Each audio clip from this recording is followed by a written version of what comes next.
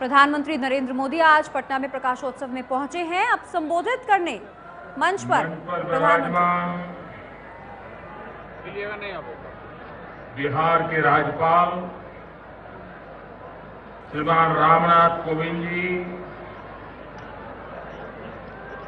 बिहार के मुख्यमंत्री श्रीमान नीतीश कुमार जी, पंजाब के मुख्यमंत्री सरदार प्रकाश सिंह बादल जी,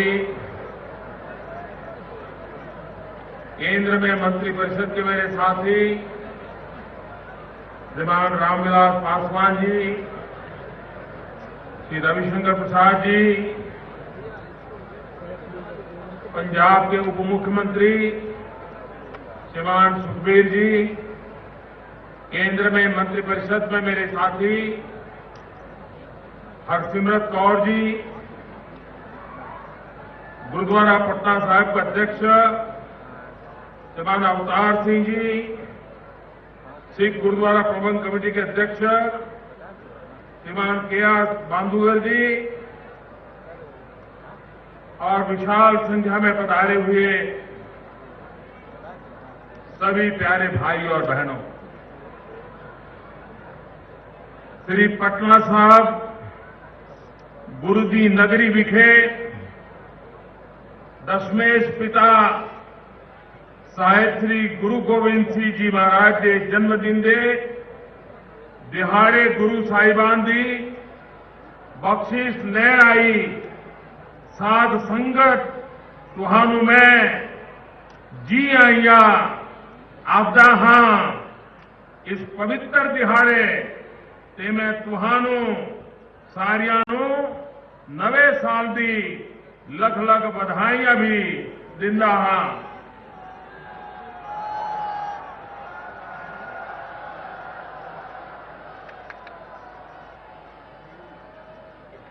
आज हम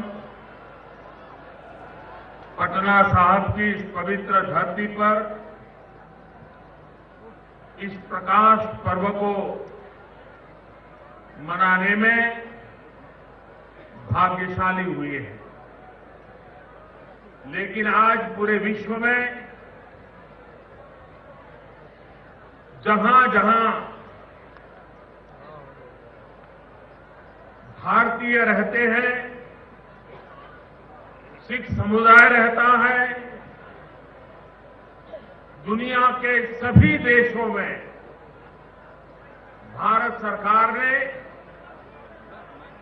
हमारी एम्बेसीज के माध्यम से इस प्रकाश पर्व मनाने के लिए योजना बनाई है, ताकि न सिर्फ हिंदुस्तान में लेकिन पूरे विश्व को इस बात का एहसास हो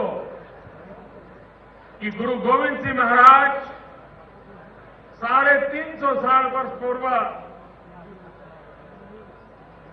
एक ऐसा दिव्यात्मा का जन्म हुआ जिसने मानवता को कितनी बड़ी प्रेरणा दी, ये विश्व को भी परिचय हो, उस दिशा में भारत सरकार ने भरपूर प्रयास किया है। मैं श्रीमान नीतीश जी को, सरकार को, उनके सभी साथियों को और बिहार की जनता को विशेष रूप से अभिनंदन देता हूं, क्योंकि पटना साहिब में ये प्रकाश पर्व एक विशेष अहमियत रखता है। हिंदुस्तान की एकता, अखंडता, भाईचारा, सामाजिक समरसता, सर्वपंथ समभाव, इसका बहुत ही मजबूत संदेश देने की ताकत ये पटना साहिब में प्रकाश पर्व को मनाने में है। और इसलिए नीतीश जी ने जिस मेहनत के साथ स्वयं मुझे बताया जाता था कि स्वयं गांधी मैदान आकर के हर चीज की बारीकी से चिंता करके इतने बड़े भव्य समारोह की योजना की है।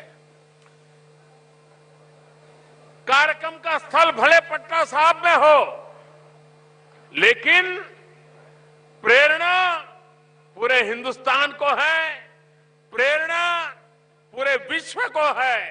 और इसलिए ये प्रकाश पर्व हमें भी मानवता के लिए किस रास्ते पर चलना है, हमारे संस्कार क्या है, हमारे मूल्य क्या है, हम मानव जात को क्या दे सकते हैं, इसके लिए एक पुनः स्मरण करके नए उमंग, उत्साह और ऊर्जा के साथ आगे बढ़ने का यह अवसर है। गुरु गोविंद सिंह जी महाराज ये त्याग की प्रतिमूर्ति थे। हम कल्पना कर सकते हैं कि आंखों के सामने अपने पूज्य पिता का बलिदान देखे और अपने ही मौजूदगी में अपने संतानों को भी आदर्शों के लिए, मूल्यों के लिए, मानवता के लिए बलि चढ़ते देखे और उसके बाद भी त्याग की पराकाष्ठा देखें। गुरु गोविंद सिंह जी महाराज भी इस गुरु परंपरा को आगे बढ़ा सकते थे, लेकिन इनकी ये दीर्घ दृष्टि थी कि उन्होंने ज्ञान को केंद्र में रखते हुए गुरु ग्रंथ साहब के हर शब्द को जीवन मंत्र मानते हुए हम सबके लिए आखिर में यही कहा कि अब गुरु ग्रंथ साहब ही, उसका हर शब्द, उसका हर पन्ना आने वाले युगों तक हमें प्रेरणा देता रहेगा। ये भी उनके त्याग की मिसाल का अंश था। उससे भी आगे जब पंच प्यारे और खालसा पंथ की रचना, उसमें भी पूरे भारत को जोड़ने का उनका प्रयास था। जब लोग आदि शंकराचार्य की चर्चा करते हैं तो कहते हैं कि आदि शंकर ने हिंदुस्तान के चारों कोने में मठ का निर्माण करके भारत की एकता को बल देने का प्रयास किया था। गुरु गोविंद सिंह महाराज साहब ने भी हिंदुस्तान के अलग अलग कोने से उन पंच प्यारे की पसंद करके समग्र हिंदुस्तान को खालसा परंपरा के द्वारा एकता के सूत्र में बांधने का उस जमाने में अद्भुत प्रयास किया था, जो आज भी हमारी विरासत है। और मैं हमेशा हृदय से अनुभव करता हूं कि मेरा कुछ खून का रिश्ता है, क्योंकि जो पहले पंच प्यारे थे, उन पंच प्यारों को ये नहीं कहा गया था आपको ये मिलेगा, आपको ये पद मिलेगा, आगे आइए। नहीं, गुरु गोविंद सिंह महाराज साहब का कसौटी का मानदंड भी बड़ा ऊंचा रहता था। उन्होंने तो सर कटवाने के लिए निमंत्रण दिया था, आइए आपका सर काट दिया जाएगा और इस त्याग के आधार पर तय होगा आगे कैसे बढ़ना। और अपना सर देने के लिए देश के अलग अलग कोने से लोग आगे आए। उसमें एक गुजरात के द्वारिका का दर्जी समाज का बेटा, वो भी आगे आया और पंच प्यारों में उसने जगह पाई। गुरु गोविंद सिंह महाराज साहब ने उसको गले लगाया और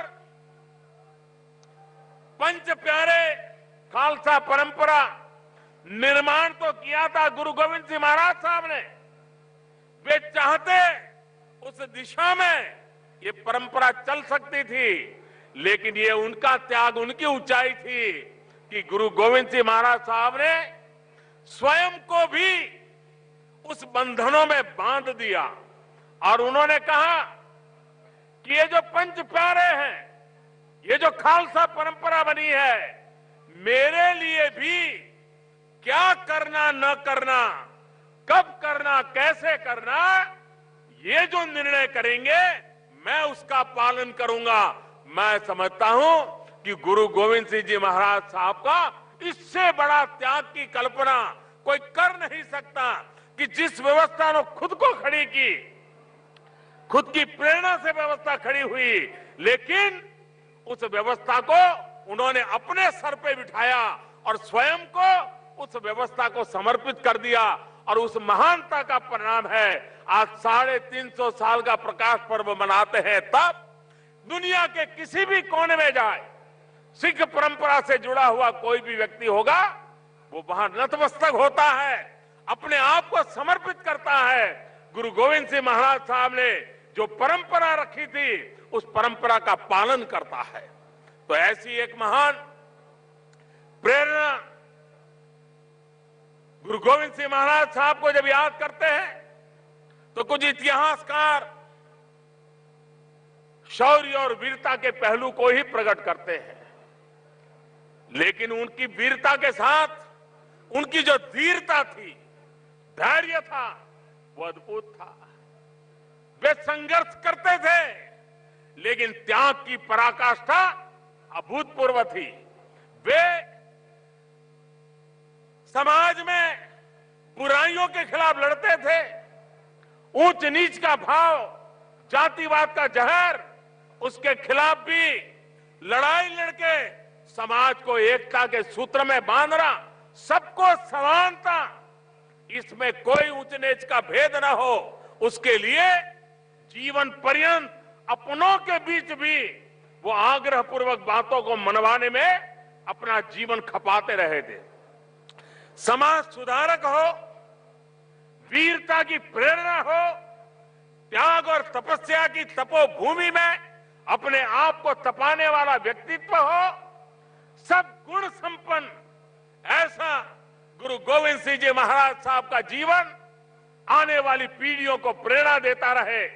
हम भी सर्वपंथ समभाव के साथ समाज का हर वर्ग बराबर है, न कोई ऊंच है, न कोई नीच है, न कोई अपना है, न कोई पराया है। इन महान मंत्रों को लेकर के हम भी देश में सब दूर उन आदर्शों को प्रस्थापित करेंगे। देश की एकता मजबूत बनेगी, देश की ताकत बढ़ेगी, देश प्रगति की नई ऊंचाइयों को प्राप्त करेगा। हमें वीरता भी चाहिए, हमें धीरता भी चाहिए, हमें शौर्य भी चाहिए, हमें पराक्रम भी चाहिए, हमें त्याग और तपस्या भी चाहिए। ये संतुलित समाज व्यवस्था, ये गुरु गोविंद सिंह जी महाराज साहब के हर शब्द में, जीवन के हर काम में हमें प्रेरणा देने वाली रही है। और इसलिए आज इस महान पवित्र आत्मा के चरणों में सर झुकाने का सौभाग्य मिला है। आज गुरु गोविंद जी महाराज साहब के उसी स्थान पर आकर के गुरु ग्रंथ साहब को भी नमन करने का सौभाग्य मिला है। मुझे विश्वास है कि हमें प्रेरणा देता रहेगा। यहां नीतीश जी ने एक बहुत महत्वपूर्ण बात को स्पर्श किया। महात्मा गांधी चंपारण सत्याग्रह की शताब्दी, लेकिन मैं नीतीश जी को हृदय से एक बात के लिए अभिनंदन करता हूं। समाज परिवर्तन का काम बड़ा कठिन होता है, बहुत मुश्किल काम होता है, उसको हाथ लगाने की हिम्मत करना भी बड़ा मुश्किल काम होता है। लेकिन उसके बावजूद भी नशा मुक्ति का जिस प्रकार से उन्होंने अभियान चलाया है, आने वाली पीढ़ियों को बचाने के लिए उन्होंने जो बीड़ा उठाया है, मैं उनकी बहुत बहुत अभिनंदन करता हूं, बधाई देता हूं।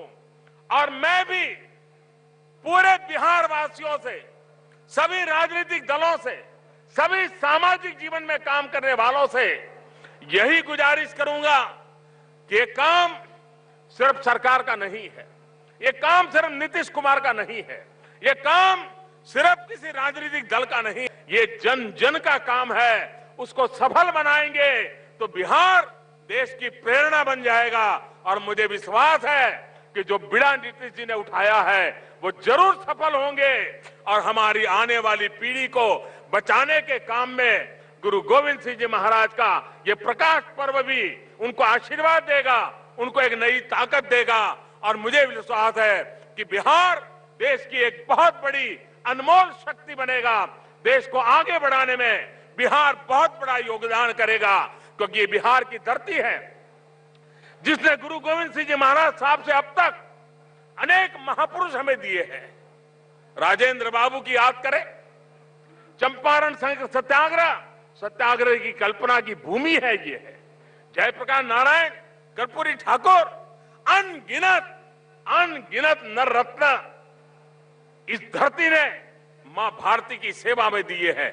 ऐसी भूमि पर गुरु गोविंद सिंह जी महाराज वो प्रेरणा हम सब के लिए एक नया आदर्श, नई प्रेरणा, नई शक्ति देती है। इसी एक अवसर को, प्रकाश पर्व को, ज्ञान के प्रकाश को जीवन भर अपने अंदर ले जाने के संकल्प के साथ हम इस प्रकाश पर्व को मनाएं। विश्व भर में जो भी भारत सरकार के अलग अलग मिशंस के द्वारा, एम्बेसीज के द्वारा ये प्रकाश पर्व मनाया जा रहा है, गुरु गोविंद सिंह महाराज साहब का स्मरण करने वाले सभी जनों को अंतःकरण पूर्वक बहुत बहुत शुभकामनाएं देता हूं, बहुत बहुत बधाई देता हूं।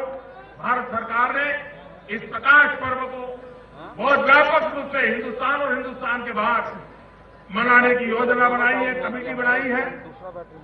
100 करोड़ रुपया उस काम के लिए लगाया है। रेलवे ने अलग से करीब 40 करोड़ रुपया लगा करके स्थायी व्यवस्थाएं इस प्रकाश पर्व के निमित्त खड़ी की है। भारत सरकार के सांस्कृतिक विभाग ने भी करीब 40 करोड़ रुपया लगा करके अनेकविध योजनाओं को साकार करने की दिशा में काम किया है, ताकि ये हमेशा हमेशा आने वाली पीढ़ियों को प्रेरणा देने वाला काम बने। उस दिशा में हम काम कर रहे हैं और आगे भी इस काम को आगे बढ़ाते जाएंगे। मैं फिर एक बार इस अवसर पर, इस पवित्र अवसर पर सहभागी बनने का मुझे सौभाग्य मिला, अपने जीवन को धन्य मानता हूं। आप सबसे प्रणाम करते हुए जो बोले सो निहाल, सत श्री अकाल।